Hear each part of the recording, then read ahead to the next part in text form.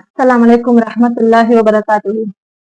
எல்லாம் உள்ள அல்லாஹு தாலாவின் நல்லடியார்களே, நாமெல்லாம் ரமலான் மாதத்திலே இந்த சதகத்துல் ஃபித்ராவை நாம தரக்கூடியவங்களாக இருப்போம். ஆனா பல பேருக்கு இந்த ஃபித்ரானா என்ன, ஏன் கொடுக்கணும், எதனால கொடுக்கணும் அப்படின்றதே தெரியாம இருக்காங்க. இன்னும் பல பேர் கொடுக்கறது கூட இல்ல. ஏன்னு சொன்னா அதை பத்தியான நன்மை அவர்களுக்கு தெரியல. இன்னும் சொல்வதாக இருந்தால், இந்த ரமலானிலே இதுவும் ஒரு அமலாக இருக்கு.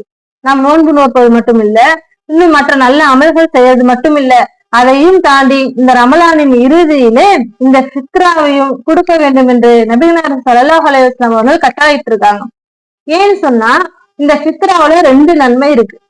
இந்த ஃபித்ரா என்பது யாரெல்லாம் செல்வம் இருக்கோ, யாரெல்லாம் இருக்கப்பட்டவங்களாக இருக்காங்களோ அவங்க என்ன பண்ணணும், அதாவது குடும்பத்துல எத்தனை பேர் இருந்தாலும் சரி, தலைக்கு 100, 130, 150 என்று நபி அவர்கள் நிர்ணயித்த அந்த அவர்கள் வாழ்ந்த அந்த காலத்துல ஒரு கைப்பிடி அள்ளி கோதுமையோ எந்த ஒரு பொருளோ அள்ளி ஒரு சாவு அப்படின்னு சொல்லுவாங்க.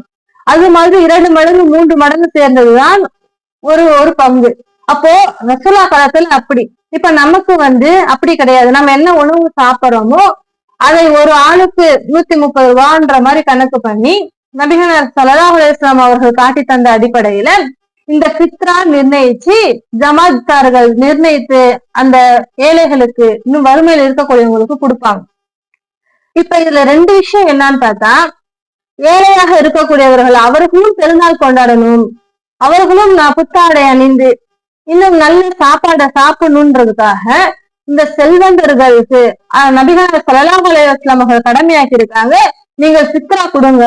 உங்களுடைய ஏழைகள், இன்னும் உங்களுடைய தெருவில் இருக்கக்கூடிய ஏழைகள், இன்னும் உங்களுடைய உறவுக்காரர்கள் யாரெல்லாம் ஏழைகளாக இருக்கிறார்களோ அவர்கள் அத்தனை பேருக்கும் இந்த ஃபித்ரா போய் சேரணும், அவர்களும் இந்த பெருநாளை கொண்டாட வேண்டும் என்று நபி அவர்கள் கட்டளையிட்டு இருக்கிறார்கள். இன்னும் சொல்வதாக இருந்தால், இந்த தர்மத்தை நம்ம நம்மளுடைய இஷ்டத்துக்கு ஏற்ற மாதிரி கொடுப்போம். என்னுடைய 400 ரூபாய் கொடுக்கணும்னு நினைப்பேன், அல்லது 1000 ரூபாய் கொடுக்கணும்னு நினைப்பேன், இல்லாட்டி ஒரு 500 ரூபாய் கொடுக்கணும்னு நினைப்பேன். என்னுடைய எண்ணத்துக்கு ஏற்ற மாதிரி நான் என்னுடைய கையில இருக்கிற வரைக்கும் நான் தர்மம் பண்ணிடலாம். ஆனா இந்த ஃபித்ரா என்பது நாம நிர்ணயிக்கிறது இல்ல, ரசூலாவே நிர்ணயிச்சுட்டாங்க. அதன் அடிப்படையில நம்ம வீட்டுல பிறந்த குழந்தையாக இருந்தாலும் சரி அதையும் கணக்கில் எடுக்கணும். அதாவது குழந்தை, முதியவங்க, இன்னும் அடிமைகள், நம்மளுடைய குடும்பத்தின் உறுப்பினராக யாரெல்லாம் இருக்கிறாங்களோ அவங்க அத்தனை பேருக்கும் தலைக்கு இவ்வளோன்னு மதிப்பிட்டு அந்த ஃபித்ராவை கணக்கிட்டு ஏழைகளுக்கு நாம் கண்டிப்பாக கொடுக்கக்கூடியவங்களாக இருக்கணும். இன்னொரு ரசூலா சொல்றாங்க, இந்த ஃபித்ரா கொடுக்கும் பொழுது ஏழைகள் பயனடைறாங்க.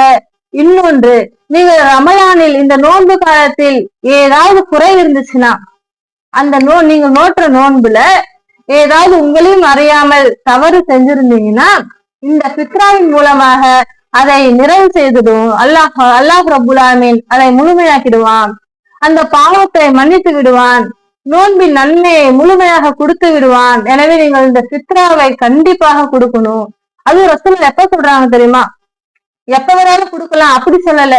நபிகள் ஸல்லல்லாஹு அலைஹி வஸல்லம் சொல்றாங்க, இந்த ஃபித்ராவை நீங்கள் தொழுகைக்கு போறதுக்கு முன்னாடி அவங்கள்ட்ட கொண்டு போய் சேர்த்துருங்க. தொழுதுட்டு கொடுத்தா அதுக்கு பேர் ஃபித்ராவே கிடையாது, அது தர்மத்துலதான் போய் சேரும். நீங்கள் பெருநாள் தொழுகைக்கு முன்பாகவே அந்த ஏழைகளுக்கு அந்த ஃபித்ரா தொகையை நீங்கள் கொடுத்து விட வேண்டும். இன்னும் நபிகள் ஸல்லல்லாஹு அலைஹி வஸல்லம் அவர்கள் எந்த அளவுக்குன்னு சொன்னா, ரமலானின் இறுதியில உங்கள் தர்மத்தை, உங்களுடைய ஃபித்ராவை நீங்கள் கொடுத்து விடுங்கள். இன்னும் ரசூலா காலத்துல எந்த அளவுக்குன்னா, அதாவது இப்பதான் ஒரு மெசேஜ் போட்டுடலாம். இப்ப போன்ல மக்களுக்கு ஒரு நியூஸ் சொல்லணும்னா ஒரு மெசேஜ் போட்டா போதும், குரூப்ல மெசேஜ் போட்டா போதும், அல்லது ஒரு போன் கால் பண்ணி கூட நம்ம சொல்லிடலாம். ஆனா நபிகள் ஸல்லல்லாஹு அலைஹி வஸல்லம் அவர்கள் காலத்துல அந்த வசதி எல்லாம் கிடையாது. ஒரு ஆள் தான் மெசேஜரா போகணும், ஒரு ஆள் இடத்துலதான் தூது சொல்ற மாதிரி அவர்களிடத்துல அந்த மெசேஜ சொல்லி மக்களிடத்துல கொண்டு போய் சேர்க்கணும். அப்போ நபிகள் ஸல்லல்லாஹு அலைஹி வஸல்லம் அவர்கள் அந்த அழைப்பாளரை அழைக்கிறாங்க. அழைத்து மக்காவில தெருக்களுக்கு தெருவா நின்று எப்படி அழைப்பு விடுகிறாங்க, தெரிந்து கொள்ளுங்கள், நிச்சயமாக சதகத்துல் ஃபித்ர் ஒவ்வொரு முஸ்லிமின் மீதும் கடமையாக இருக்கு, நீங்கள் இந்த சதகத்துல் ஃபித்ராவை நீங்கள் கொடுத்து விடுங்கள் என்று அந்த அழைப்பாளரிடத்துல சொல்லி அவர்கள் மக்கா வீதி வீதியாக நின்று இப்படியாக அழைப்பு விடுக்கிறாங்க. அப்போ அந்த மக்கள் எல்லாம் அவர்களிடத்துல இருக்கக்கூடிய அந்த பொருளை சித்ராவை கொண்டு வந்து நபிகளார் ஸல்லல்லாஹு அலைஹி வஸல்லம் அவர்களிடத்துல மக்காவிலே ஒப்படைப்பாங்க.